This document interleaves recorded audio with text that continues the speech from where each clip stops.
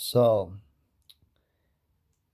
when you look at magnitude, this will tell you the dB readings.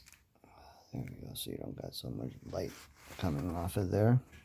This will tell you the dB readings. Now, what it tells you for an AG Wolfram 10 is that tuned for 3 cubic feet, two tens in a box, 34 hertz. The box will play 0.25 dB over the baseline when you put it in there. It will start at 32 hertz where it climbs above the regular line. When you use, so we'll go to your SPL, so it's a little bit easier to see because the magnitude is going to be roughly the same just because of all of the woofer. It's the same, and they're all 210 boxes. So when you tune this box for 34 hertz, as you can see, this is your baseline that it will follow. It'll reach a peak of 124 dB. Now, when you take the same size box and you tune it to 36 hertz, which now is the gray line, and tune it, you'll get the second loudest box that'll peak out around 40 hertz, even though it's tuned for 36. You still get all the lower end bass lines still. It'll sound much more louder in the vehicle. The box can be smaller overall because the port is less port length, so you can save of like quarter cube square foot of space, and get the second loudest box. Now, when you go to the green box and you build it to the extreme and go to a larger one, so it's 3.6, which is saying that it's just over the 1.75, which is 3.5 it recommends, and go to 34 hertz, back to here, now you play almost as loud and you get the lower end of the bass. So when you want low end bass, you go with the larger box, lower frequency, because then it compensates for the volume you lose with the other boxes. Now with the red box, it was also 3.65, the larger of the two. 37 hertz. And now if you look at that, that box plays significantly from 125 dB. It'll play to 126.6. You gained 1 dB by going up 3 hertz. You still get all that low end bass still on the end, not as low where it's vibrate, but these are tens, mind you, so do you really think you're going to shake that much and how much power you have to put into it? So you would go with that one because most cars are tuned anywhere from 40 to 50 hertz, and that's the bass that you can use. You don't have to use as much current or power on your amplifier because you set your LPF to 80 hertz.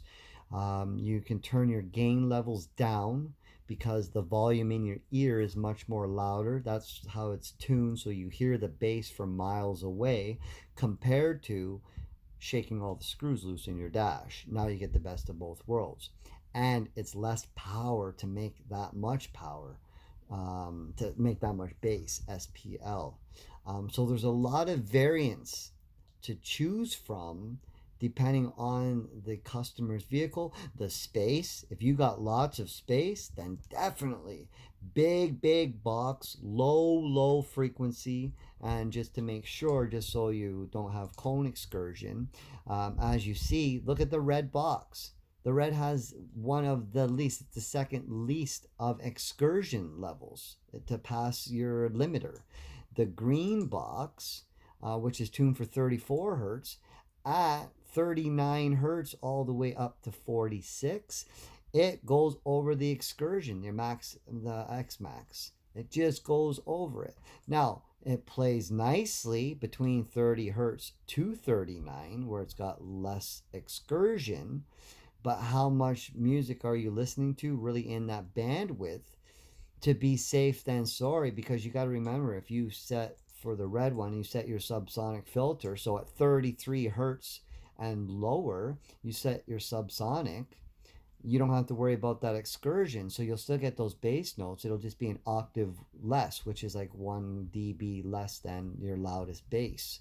So it's win-win to tune them more towards 37 hertz up to 40. Unless the customer's like, really, I don't want to hear the bass at all. I want to feel it all in my lower back, like just lows, man. Like, it's just a waste of kinetic energy in my sight, in my opinion.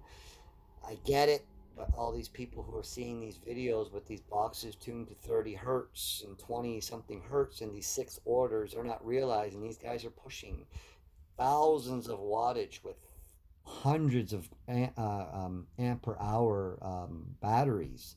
So up to you, brother. This is just a little heads up. This is the 210 boxes, all the different variances: 3 cubes, 3.6 cubes, different port areas. That way you can see which one, and see the red has the less point, the second to least, again, port noise, compared to the green one, which has the least. The blue one, which is 3 cubes tuned for 34 hertz, has the most port noise. We can always lower that if I go with like a 3.5 thing, port wide by 14.5 tall, but then it makes it 33 inches long to keep it so it's still 34. Now we just had to enlarge the box just a bit. It's okay with 210s, because 210s you could do a lot with it. There's a lot of space in a car to make a box for 210s. We can make some really crazy 210 boxes that people will be floored. But when we start getting into the 212s now, you can imagine, you know, a quarter square foot cube is a lot of space. That's a shoebox. That's a shoebox worth of space. So when it gets into those numbers, and then you talk about 15s, it just gets hectic. So I need a baseline of what you say, and I can just make the best area for them. The 10s, like I said, I can make some pretty crazy boxes, and or we just do custom boxes as people want them ordered, and it just takes 2 days for them. We build basic boxes that are really good, that will hit the basic owner. But if you really want to go crazy, then you say, oh, I'll charge you an extra $25 to customize a box for your car.